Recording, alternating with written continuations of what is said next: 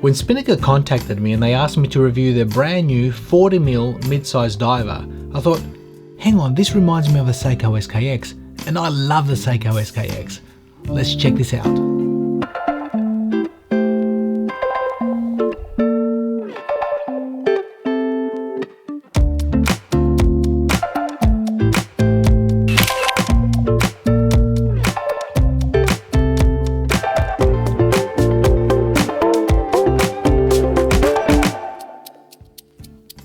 Welcome back to the channel, guys. So as you can see here, we have the brand new Spinnaker. It's been sent to the channel. We don't have to send this back. It's an interesting watch. It's a mid-sized diver. It's a 40mm, and I tell you what, I quite like it. I quite like its looks. It's not without its flaws. It's got a few flaws which I really don't like, but overall, look, I've been wearing this for the better part of 2 weeks, and it's really cool. It really is cool. Being a 40mm mid-size case, it wears really well on the wrist, and I'm impressed with its specs. It seems to be specced up exactly where it needs to be. Yeah, just in the right places, and cost cutting in the right places. So I'm going to share that with you guys. So let's get straight into the review, guys. What we have here is a case diameter of 40mm. I measured the case height coming in at 13.5mm. The lug to lug distance is 46.9 and a lug width of 20mm. So it's a mid-sized diver, it's a petite size looking watch, and I tell you what, it wears brilliantly. So I'll give you guys a wrist shot to show you what it looks like.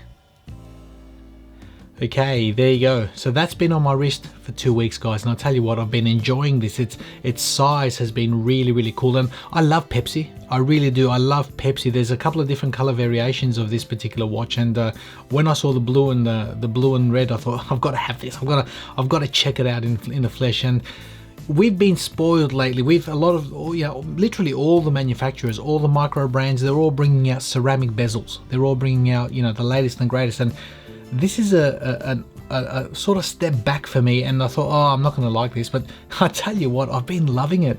That the vintage feel of the color of the red and the blue on the aluminium, it is superb. It is something that I don't think they've been able to really replicate with ceramic.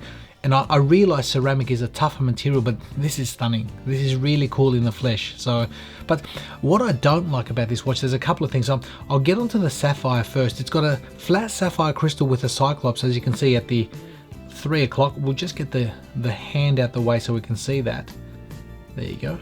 So it's got a cyclops at the 3, and I thought, look, the cyclops works well. It could do with or without it. Either way, it doesn't bother me, but what does bother me is the anti-reflective coating.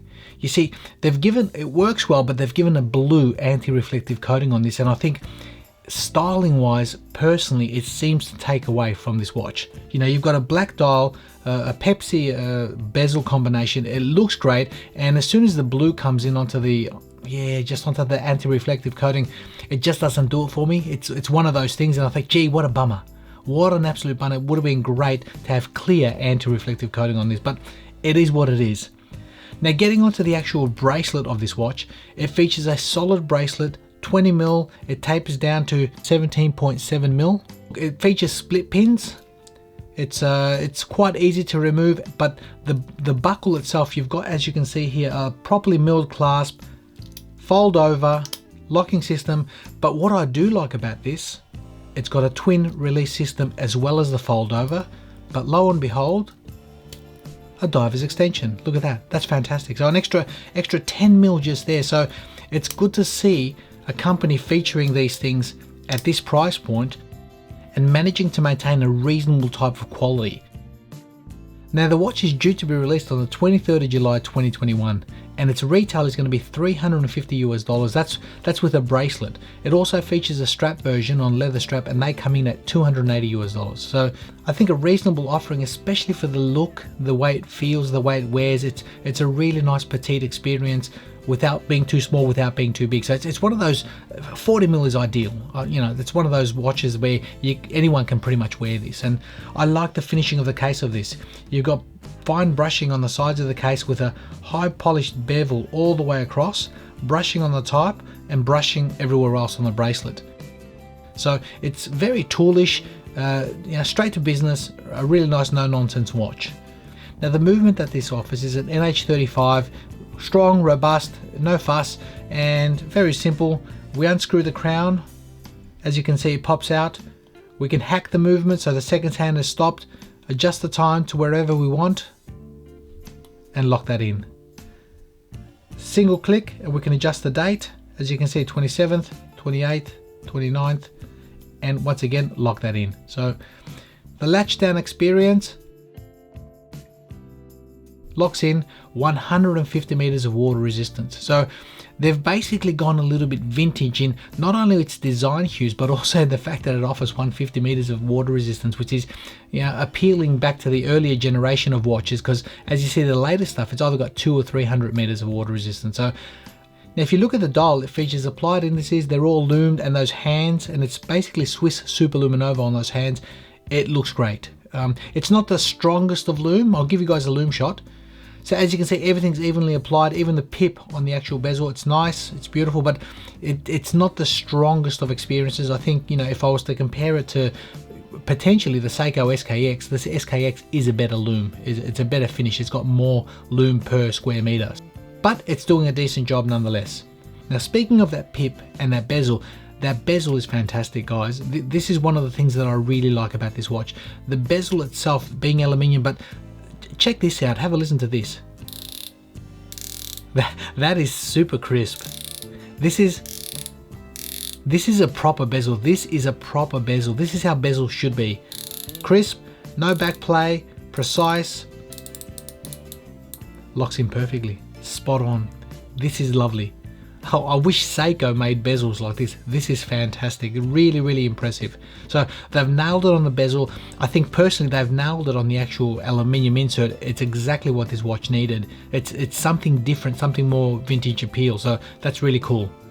Now the watch also offers a 2-year warranty and obviously comes with its standard packaging, but there are a couple of things that I want to say about this watch that I like and I don't like. And yeah, for me, the likes, the size, the wearability, that aluminium bezel. I think the bezel action is exceptional. It's really, really good. The actual bracelet itself, I love the fact that they've got a double locking system plus a diver's extension, and the fact that it's that comfortable. That's really, really cool. So there's quite a few good things going on with this watch, which is, to me, it's ticking the right boxes. You know, the right boxes for wearability, for usability as a tool. But the negatives, well, first and foremost, that blue anti-reflective coating, I really don't like that.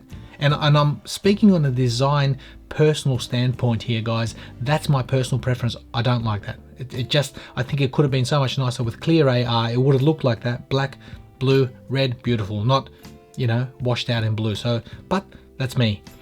The Cyclops, look, honestly, guys, it's neither here nor there. It's working, but looking on the side of the angle of the actual watch, looking through, the date reference itself, it's quite legible. So I don't think it really needed it, but it's a design element, it's there nonetheless. The water resistance, initially I thought to myself, look, it's 150 meters of water resistance. Why couldn't they just make it 200? But you know what?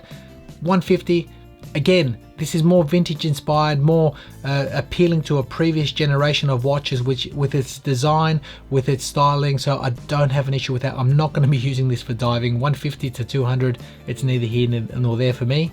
And the bracelet itself, the bracelet offers split pins. And look, honestly, it doesn't have screw pins, it's split pins. And for me, I think that's probably a good cost cutting measure.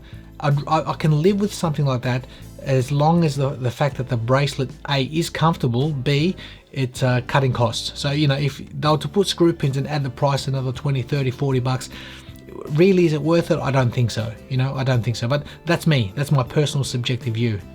And probably the last thing that is my dislike is that crown. For me personally, a tad bigger would have been lovely. I think it's just that little bit too small. It could have been an extra mil. It would have made this a more pleasurable experience in its actual usage. But loving the bezel, loving the overall size, look, the way it sits on the wrist, the comfort is supreme. It really is, guys. So I suggest you guys check them out, have a look.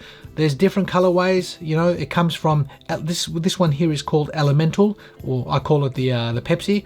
There's the Regiment Blue, the Anchor Black, and the Nomad. So there's a few different colorways. This thing caught my eye. I wanted to check it out in person.